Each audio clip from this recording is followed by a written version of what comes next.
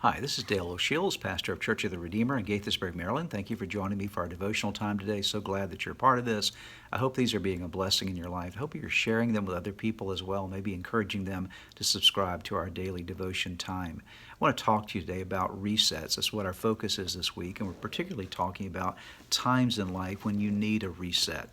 And one of those times is when your attitudes have become contaminated by things. You know, contamination is when something poisonous gets into your system or something dirty gets into your system.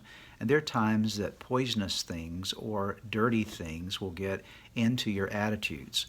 And attitudes really are all about the way you think that results in how you feel that will impact how you act or relate to other people. So there's a process with an attitude. It gets into your thinking into your feelings into your actions, and into your relationships.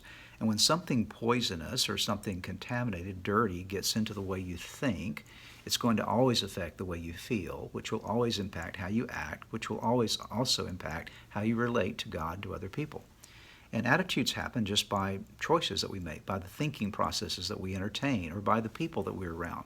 And if we're not careful, these things, the devil loves to contaminate us or poison us in our attitudes, because he knows that if he can do that, he can distract us, he can pull us away from right actions.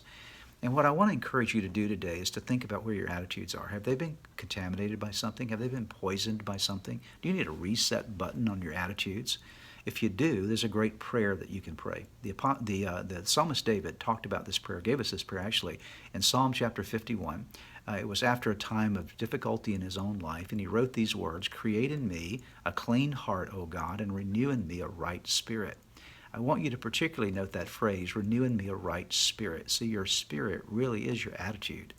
Your spirit is really what permeates who you are and what you carry around with you. It's the attitude that is a part of your life. And David said, God, I need you to renew in me a right spirit. I need you to reset my attitude. I want to make sure that my attitude, God, toward you is what it needs to be. I want to make sure that my attitude toward other people is what it needs to be. I want to make sure that my attitude about my circumstances is what it needs to be. So maybe in your life today, that's exactly what you need. You need a reset of your attitudes. Pray the prayer that David prayed. Create in me a clean heart, O God, and renew in me a right spirit. Ask God to give you right attitudes today, and then cooperate with him as he helps you to see the adjustments that you need to make.